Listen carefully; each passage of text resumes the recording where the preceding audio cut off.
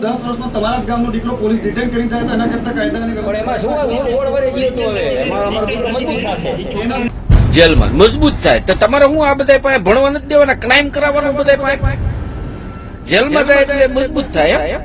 Detain નથી કરવામાં આવ્યો. પેલા હાબળો થયો છોકરાને ડિટેન એનો નથી ભત્રીજો કરવામાં થાય. આવ્યો. એના મમ્મી સાથે ગયો છે છોકરો, એટલે ઈ એનો detain ભત્રીજો થાય. મારો ભત્રીજો જ છે, એટલે કોઈ ડિટેન કરવામાં નથી.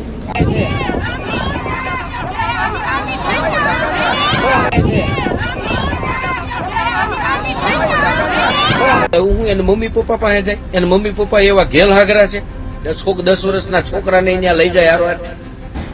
શરમ કરો, શરમ કરો.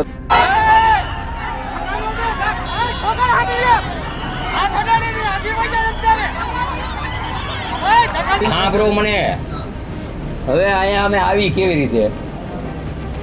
કોંગ્રેસ વાળા આવી જાય, આમ આદમી વાળા આવી જાય, હા બ્રો આવી બરોબર. અમારા ગામના કાલના અમે કોન્ટેક્ટમાં હતા બધાયના. એને કીધું પેલા તમારે જે પ્રોગ્રામ હોય એ કરી લ્યો, પછી આપણે બેસી અને જે રસ્તો કાઢવો હોય એક મિયાનમાં જ 2 તલવાર નો હાલે ને, હાલે. હવે અમારે રસ્તો અમારે જ કાઢવાનો હોય, એને તો ભાષણ કરીને વહી જવાનું હોય, ઉશ્કેરવાના છે. રસ્તો જે અમારે કાઢવાનો હોય એ પૂરેપૂરો કોકડથી રસ્તો નીકળશે એવું. અને ઈ પાછો વળી આમ આદમી પાર્ટીનું કોંગ્રેસનું નામ દેશ. તો તને ખરપા ત્યાં જવાનું કીધું તો તારું તો ગામ છે, તારું ભલામણા હોમ ગ્રાઉન્ડ છે, તારી જન્મભૂમિ છે. મોરબીના જેતપરમાં જે રીતે કાંતિ અમૃતિયા પહોંચ્યા અને ડેમેજ કંટ્રોલ કરવાની વાત કરી, તેને લઈને હવે તેમના ઉપર થૂ થઈ રહી છે. સિરિયસલી થૂ. ક્ષત્રિય આગેવાનો હોય, સોશિયલ મીડિયા ઇન્ફ્લુએન્સર હોય કે પછી સામાજિક આગેવાનો હોય, તેઓ માની રહ્યા છે કે ડેમેજ કંટ્રોલ કરવા કરતાં કાંતિ અમૃતિયાએ ઘણું બધું મૂર્ખામી કરી છે, જે જાહેરમાં દેખાય છે. કારણ કે કાંતિ અમૃતિયાએ એવું કીધું કે આ અહીં કોંગ્રેસ આમ આદમી પાર્ટીના લોકો હતા એટલે લોકોએ અમે નહોતા આવ્યા, પણ અમે સંપર્કમાં હતા. આ જ વાતથી લઈને લોકો હવે સોશિયલ મીડિયા ઉપર કાંતિ અમૃતિયાને ટ્રોલ કરી રહ્યા છે. નમસ્કાર, હું છું ચિંતામણી પુત્રનીલ પટેલ. સ્વાગત છે આપનું અમારા કાર્યક્રમમાં. આવો સાંભળીએ તસુભા ગોહિલ શું કહી રહ્યા છે. લ્યો બોલો, આવાજ ભર્યા છે. ઓલો ગાંડો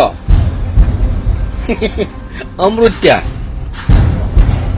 બોલો, એની માનસિકતા તો જો આ બધા ભાજપ વાળા ધારાસભ્યો બધાની આવી જ માનસિકતા છે કે 16 વર્ષે તો કે હું કે ગયો હતો જેલમાં, મજબૂત થાય તો તમારે હું આ બધા પાસે ભણવા નથી દેવાના, ક્રાઇમ કરાવવાનું બધા પાસે જેલમાં જાય એટલે મજબૂત થાય એમ? એટલે તમે પૂરી જેલમાં નાખો છો, મજબૂત થાય એટલે? ના, કાંઈક તો શરમ કરો, કાંઈક તો શરમ કરો.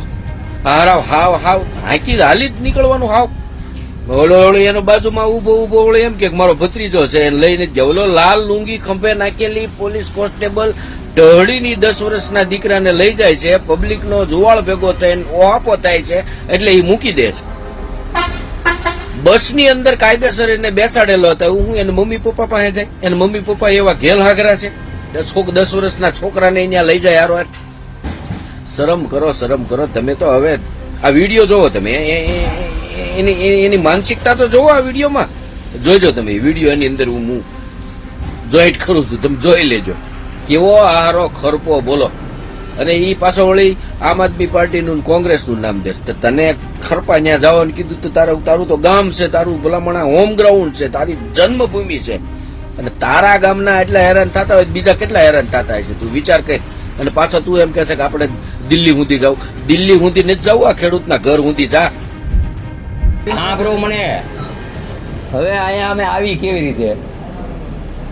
કોંગ્રેસ વાળા આવી જાય, આમ આદમી વાળા આવી જાય, હા બ્રો આવી બરોબર.